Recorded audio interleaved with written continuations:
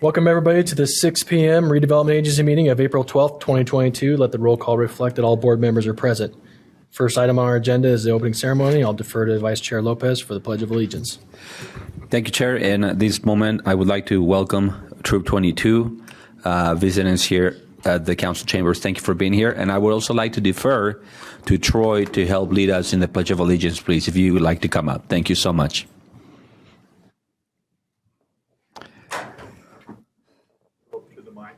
Need you at the mic. Okay, would the audience please rise and repeat the Pledge of Allegiance after me?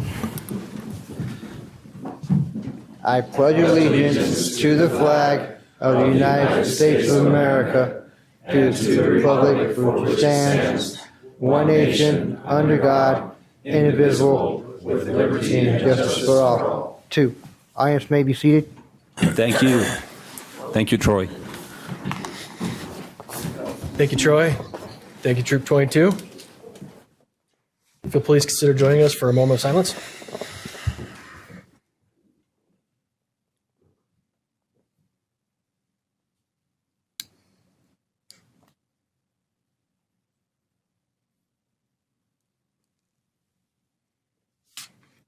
Thank you. Okay, we'll move on to item C, acknowledgements. We're joined today by Jan Hamer. She is with Weber State, and Jan, you'll be visiting Hof, Germany, our sister city over the seas, and Jen is going to be delivering a special gift for us. Jan Hamer has taught English at Weber State University since 2003 and writes personal essays and poetry. She served on the city's art committee for 2 years. Ms. Hamer will be traveling to Germany at the end of the month to teach for 2 months at Catholic University in, or you might need to help me, Eichstatt? No idea. Yeah. Thank you. Love it. Yeah. She will be visiting Hof as an ambassador for the city.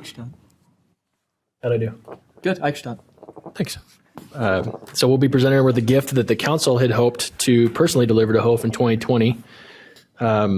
Prior to the pandemic, we were planning a visit, and then everything changed. But the horse was designed and painted by Lindsay Huss. A book of photos of the many other painted horses that deck the city streets in July will also be presented. So, Jan, if you'll come on up for us. We appreciate you delivering this for us. There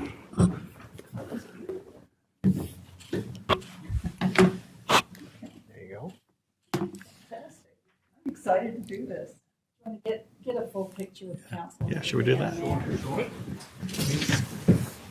Yeah, move the horse and I'll go stand here. Pull the horse. Oh, there's so much ways, you know, I'm going to charge the city.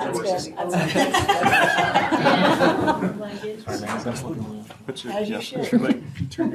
Okay, everybody looking That here. was funny. Got some practice today, so do a little bit more. 1, 2, 3. 1, 2, 3. Mary, could you step closer to the camera? Thank you so much. Okay. 1, 2, 3. Now you're too close. No, just kidding. Just kidding. Yeah, I think we got it. Okay. But told there's supposed to be a separation. Act like you like Thank you so much for taking that over. This is awesome. That's an exciting adventure for you. Yeah. Thank you. Have a great chat. Well, I hope to, and I will do my best to be a good representative. It's not like having the whole council. But, you know, I'll do my best. Maybe I'll write a poem for the. Yeah. Oh, there you go. When the horses come to town. Yeah. Already working on it. Well, there was one down the street from me. So, you know, right in the park. That's right. Last summer, and it was the first time I'd ever seen them outside of their natural habitat. Downtown. It was exciting. So thank you for this chance to handle this. I'm happy to. And so Janine will let me know when the horse is ready, I guess. Yeah, so she's going to leave it so that we can get it Okay. packaged up for her. Yeah. Are we going to package And So- just so Yeah. everybody's aware, Jan is really kind to take the full scale model, the ones you see on the street. She'll be carrying that on. I'll just write it down. There you go. Yeah. Airplane. So well, it's very nice. Thank you. Thank you. Can I just add on a personal note? Jan was one of my favorite figure skaters at the ice sheet when I was there for a long, long time. Could count on her on free skates for a decade. Yep. It was a long time ago. We had no idea you were a figure skater. I'm not, but I allowed talented people to come in. You learn something new every day. Actually, Jan's a neighbor of mine. I didn't even know that. So it's good to meet you, Jan. Okay. Approval of minutes for the closed session of March 16th, 2021, and the closed session of August 17th, 2021. Board Yes. Member Blair. Yes, thank you, Chair. I have reviewed both of those minutes and found them to be accurate. Thank you. Closed session of February 23rd, 2021. Special meeting of March 16th, 2021. Board Member Chaburka. Yes, those are accurate to my recollection. Regular meeting of June 8th, 2021. Special meeting of October 19th, 2021. Board Member Heyer. Yes, they've been reviewed, and they're correct to my recollection. Special meeting of August 17th, 2021, and regular meeting of September 14th, 2021. Board Member White. Yes, they are accurate to my best of my recollection.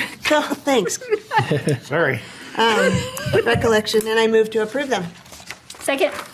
Motion by Board Member White, second by Board Member Chaburka. This is a voice vote. All in favor, say aye. Aye. That passes. Reports from administration. We're joined by Brandon Cooper, Deputy Director of Community and Economic Development. Brandon will be sharing with us the fiscal year 2021 annual report for the Redevelopment Agency. Thanks, Brandon. Yes, thank you. Good evening. I appreciate the time. It is that time once again to give a brief summary of the RDA annual report. I regret to say that we actually don't have a bound version that you're accustomed to. That we normally pass out at the same time. So I apologize. That will be forthcoming. That is the thing that has most of the pretty pictures that you like to look at and some numbers. Today's report is just a summary of that, very brief. I like to start out, especially for some of the new board members, with just the general overview of what project areas are. I think it's a good refresher for everyone, actually. Over the years, we've seen a number of different names for these project areas. Redevelopment area is the most common kind of general catch-all name. But now we use the term community reinvestment area, so CRA. And they essentially operate in the same manner as a catalyst for economic development and for the creation of opportunity. It is our number one tool in terms of redevelopment and economic development that we have available to us. In the case of a CRA, a community reinvestment area, we do not require the finding of blight, as did some of the old project areas. There is an option for that, but generally speaking, unless you employ that option, there is no requirement for the finding of blight, and therefore there is no use of eminent domain. I guess, again, unless that trigger is made initially. The difference between the approval is important to note as well. Before the taxing entity committee was formed that represented all the taxing entities that would be involved. Now we just do that with an interlocal agreement. And so any taxing entities that would like to contribute to the project area plan, that is negotiated independently and is brought to you for approval individually with interlocal agreements. So that's the law that we operate now under, and that's really what we're going forward with in the future in terms of some of the approvals that you might see this year. Right now, we operate 13 various project areas in those various forms. We have 7 old RDAs. Those are some of our oldest areas. We have 1 CDA, Community Development Area, 2 CRAs, 2 EDAs, and 1 URA. So there's a lot of different rules to keep track of. I find that this is a good time to just remind us how tax increment works. So this is a really good example of the difference between the valuation at the time the project area is created. That's called the base year. And then there is investment made into that project area above and beyond that base year valuation, which creates your after development valuation. And the difference between that base year and the post development valuation is really the incremental value that is redirected from the participating entities to the RDA and allows us to then redeploy that through development agreements or other uses of those funds. We've sunsetted 2 districts this year, so they're no longer active. We're no longer collecting revenue. That's the Golden Links area and the Defense Depot Ogden Economic Development area. So that was, again, sunsetted, and then all of that new valuation came right into our budget. Golden Links wasn't very awesome, but DDO was, so it made up for it. This is just, I pulled 3 random project areas that we currently have and just did a small analysis on their base year, their prior year valuation, the current year valuation, and the overall growth. Adams is the CRA that is just between Washington and Adams and about 28th and 22nd. Its base year valuation 4 years ago was a little over $60 million. Last year's valuation was $94 million, and this year's valuation is just slightly ahead of that of 96. A 63% growth factor over 4 years. And that's because there's been focused investment in that area with key projects. Same thing with Trackline. It had a little over $11 million valuation back when it was created 8 years ago. Last year it had a little over 38 million. This year we're anticipating 40. So again, a 28% growth over a period of 8 years based on the investment that has been made there. And contrast that with a typical annual growth of about 2 to 3%, even aggressive growth in the last couple of years where we've seen a hockey stick kind of effect of 15% in some cases. We're still dramatically beating some of that natural appreciation that happens through property values. Some of the major activities that we've undertaken in this last year is obviously the Wonder Block pre-development. We've advanced that work from being just a general site plan to a fully developed plan ready for the public's scrutiny and for approval. You can see some of the renderings there. It's a massive boon to Ogden's downtown in terms of its valuation and the amenities and features that it's going to offer, if approved. There's some other renderings there. The Dumpke Arts Plaza was a major success. That took a number of years to put into place. We received a significant contribution from the Dumpke Foundation, and that was leveraged with some other monies, as you know, and we're now the beneficiaries of a wonderful arts plaza that has its first art exhibit still there, and we hope to see a lot of use at the plaza this year when 25th Street's finished and it gets to not snow every day. There's a rendering of what we thought that might look like, and if you've been down there, it looks pretty close. Another major activity is the Union Station Campus Master Plan. This was funded actually by the Union Station Foundation. So they gave the redevelopment agency a decent amount of money, I believe. Don't quote me, but I believe it was about $180,000. And we developed a campus master plan that is comprised of that area that you see on the map there, essentially 27th to 22nd. And we've developed a plan that we can then use to go out and solicit development partners with using UTA as our strategic partner, since they own about 8 acres on the north end. So that's ready to go, and we'll be soliciting those partnerships starting next month.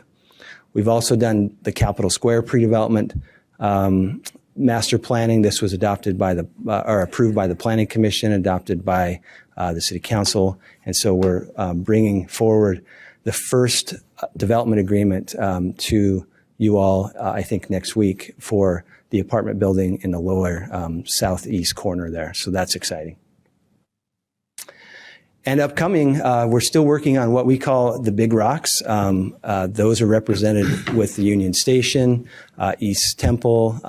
Wonder Block certainly is something that's forthcoming shortly. Track line is all finished. We're working on the closing of our last parcel there. So finally, that has been sold out, and we have a development plan for the old Exchange building that will be forthcoming as well. We're just about ready to publicize some of the downtown parking findings that we've been working on over the last couple of years that will start the dialogue in the local community about parking in the downtown. And then some other residential mixed-use projects coming forward as well. So lots to take place in this next year in the agency, and we look forward to bringing to you a number of other new redevelopment project areas to support all of this. Any questions? Thank you, Brandon. Questions from Mr. Cooper? New guy. Chair, New guy. Just a clarification on the increases that you showed with the percent increases. Was that annualized, or is that from baseline? Baseline to so today. Just total. And do we know how many years the baseline to current year is? I didn't do that analysis. Generally speaking, it's I've done that for all the areas together. So there's different components that'll factor into that. Yeah, but in general, for all the areas, the average is about 5 to 6%. Okay, per year. Excuse me, 5 to 6% more than the general annualized average growth rate. I see. Outside of an area. Okay, perfect. Thank you. I kind of bumbled that, but yeah, it's significant. Yeah. Good question by the new guy. It is financial guy. he keeps claiming new guy status. So okay. Anybody else? Thank you very much. All right, thanks, Brandon. Appreciate it. Okay, just so everybody who's in the chambers or online, just be aware we will be receiving public comments during this meeting. We'll have a council meeting following this where we will not be accepting public comments. So if you have public comments for the council or the RDA, this is your opportunity to address us on that issue.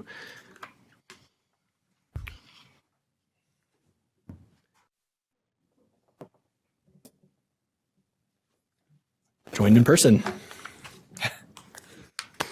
Good evening. Hello. Hi, it's nice to see you. Angel Castillo, Ogden resident. Thanks. I just wanted to make a point of thanking the council and the various bodies that it is of the RDA that you've made a intentional choice for the accessibility electronically with a hybrid version. The accessibility thing is a big deal for lots of folks, not just people who travel, but everybody, because there are people with kids that can't bring kids, but they can be engaged. And I personally really benefited from the fact that you put them online, and, shout out to Brandon for making the podcast, because the podcast is a very easy way to go back and forth and look for particular things that you might want to revisit. And that really came in handy for me. I chaired 2 Utah State multicultural affair committees, and we went to the USU GSV conference, which is the intersection of education and technology. And because you made this intentional decision, I didn't miss a thing. I was able to listen and take notes on my time. And I think that's a really important thing, as you list that engagement is a big deal for you. So I wanted to thank you for that. That's incredibly progressive. And I wanted to harken back to some of the comments that were made in the work session with regards to the HUD money and what we're doing for building. And I've said it before, and I've said it again, that we're continuing to do the same thing over and over. We're going to be building, I think it's 6 properties that we're going to be doing single family homes, and they're not affordable. And as Ward Ogden had mentioned, it's HUD's always behind what market value is. And if we really and truly want to make sure that our first responders and our teachers and people that, make less than $60,000 a year can afford to buy a home, we're going to have to do something differently. And we can look to states that are right near us in Arizona that are changing their zoning, building smaller properties so that they can be affordable. If you ask any developer, the smaller the property, the less it costs, and it costs less to the consumer. So I really encourage you to continue not doing the same thing over and over, because it's not working. And we're not going to solve housing, but we can start to make steps towards making sure that people get into homes because, as we all know, it is the fastest way for a family to build wealth. Thank you. Thank you, Angel. Anyone else in the crowd? Subi? No. Okay, we'll go online. We've got a hand raised by, oh, we do. Sorry, Troop 22. My name's William Gore. I live on 2223 South Pingree Avenue, and I have nieces and nephews that play in my front yard, and every single time there are cars coming up and down doing like 50 miles an hour. What are you guys going to do about that? I'm afraid my nieces, because they're 5'6", 5'3", they're going to run out and get hit.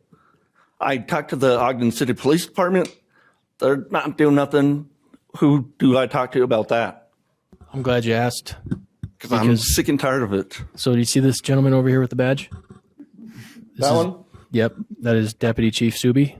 He's literally one of the finest human beings around. Well, I talked to some of his other deputies that work with him, and they're like, we don't have the manpower. We don't have this. We don't have that. I'm getting sick and tired of it. I feel you, bro. My family is most important to me.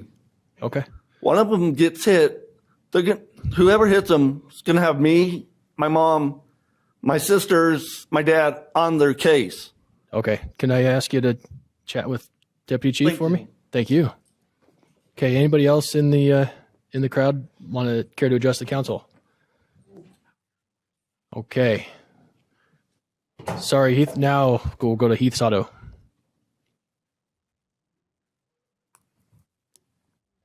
Hi, everybody. Thanks, Chair Nadolski. Heath Sato, Ogden resident. Hope you're all well and being safe. My comments today are in regard to the work session today. I don't want to make Council Member Heyer pass out in shock, but I totally agree with his comments regarding making sure there's some upside to giving up some of Ogden's property to North Ogden. I also agree with Chair Nadolski's comment that being a good neighbor is something we should strive for as a city. So I don't know where this decision will land, but I'm glad the conversation is being had. And speaking of being a good neighbor, I just want to ask some questions regarding the BDO report during the work session.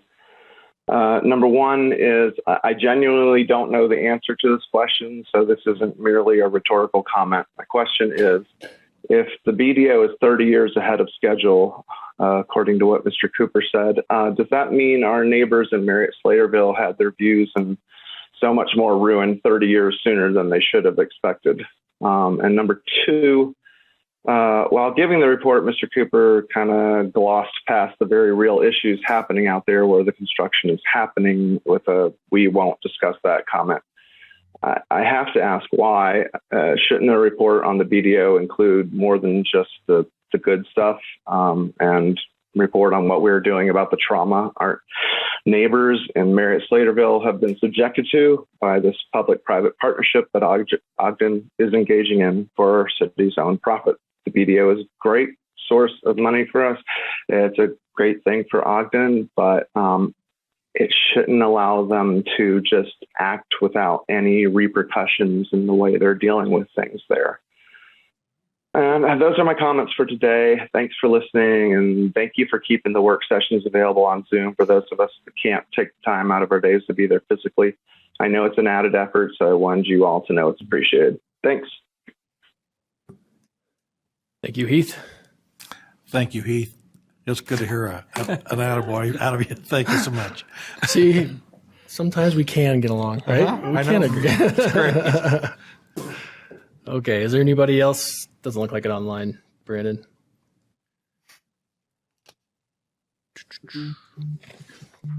Okay, comments from Executive Director. Sure. Just quickly, I'd like to thank Brandon Cooper and our finance team for everything they've done with that RDA report. There's been a lot of really creative thinking that's gone into that. It's a state model for a lot of people, and I want you to know that your efforts are recognized. Really appreciate it. So thank you very much. comments from board members?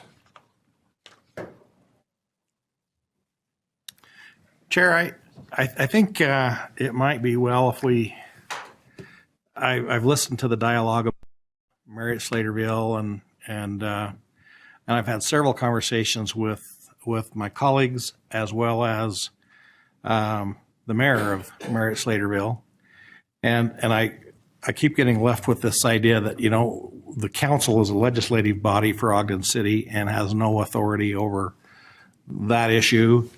Although as I listened to Mayor Van Leeuwen, I really think that there's a lot of discussions that are happening offline that we're not privy to necessarily. So I can't say that there's nothing happening, but I do think that maybe it's not effective until we get our mayor and CAO, their mayor, and I don't know what his official title is, and our Boyer representative in the same room, and we'll make them stay there until they work something out. I don't know any other way. But private citizens from Ogden or Marriott Slaterville coming to talk to city council in Ogden is just not effective. So my personal belief is that, we do have some responsibility, although I don't believe it's a legal responsibility, but I do think we have an ethical responsibility to try to help as best we can. I think from the letters that I've read, that there is some dialogue and making some positive strides in that area, and so I'm encouraged by that, and I don't know what else to say. I just think that that's how I feel about it. Thanks for sharing. Anyone else?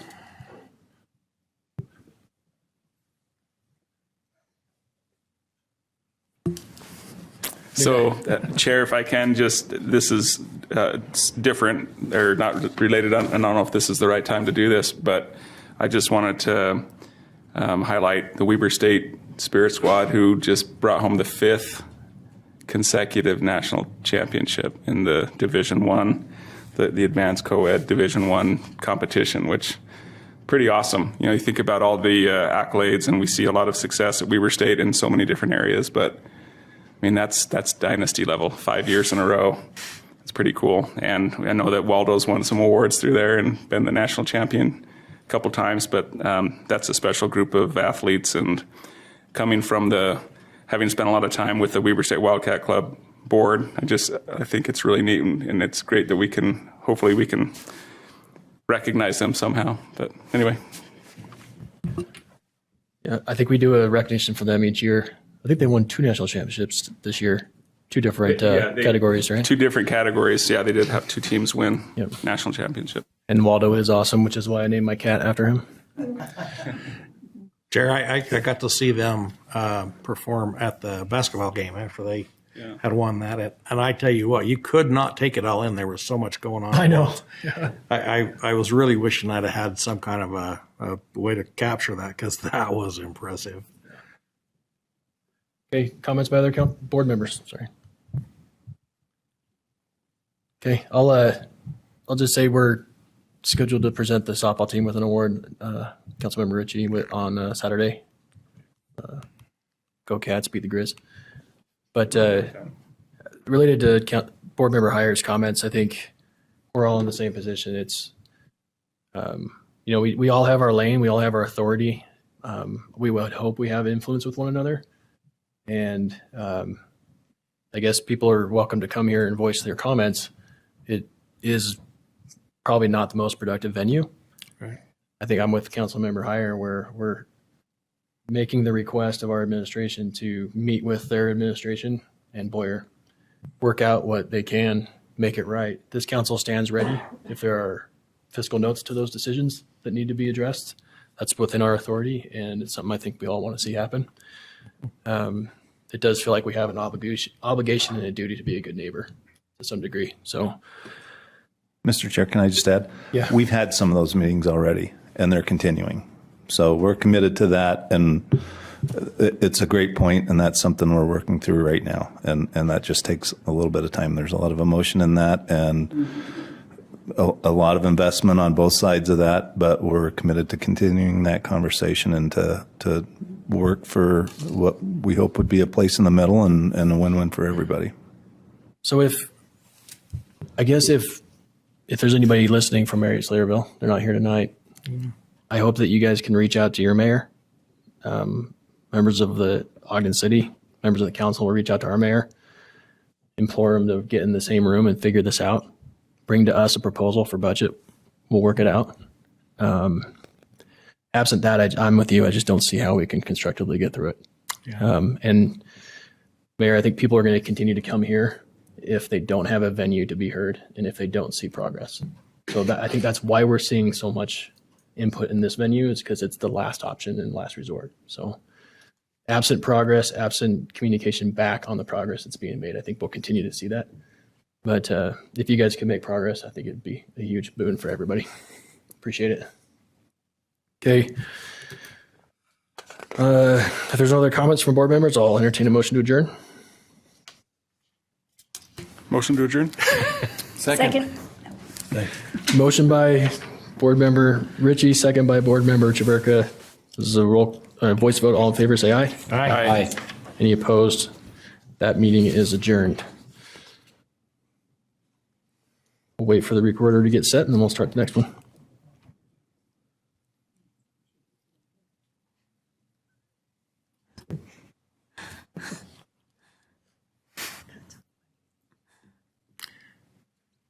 That's an impressive bunch of merit badges you've got.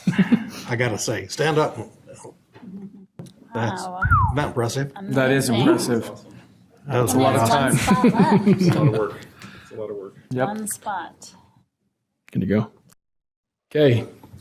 Welcome everybody to the April 12th, 2022 special city council meeting. With the roll call reflected, all council members are present. First item on our agenda is approval of minutes, starting with the joint session of August 17th, 2021, joint session of September 7th, 2021, and special meeting of September 14th, 2021. Councilmember Blair. Yes, and I thank all of you for letting me do that. I've read those and they are accurate. You are so welcome. The regular meeting of October 5th, 2021, Councilmember Jaburka. And I know that sounds like a small amount, but it was about 27 pages long. It was a very long meeting. But yes, I have read all of those, and they were accurate to my recollection. Thank you. Regular meeting of October 19th, 2021, Councilmember Heyer. Yes, Chair, they're accurate, and I didn't count the pages. I think it was just a page or two. I know, I didn't look.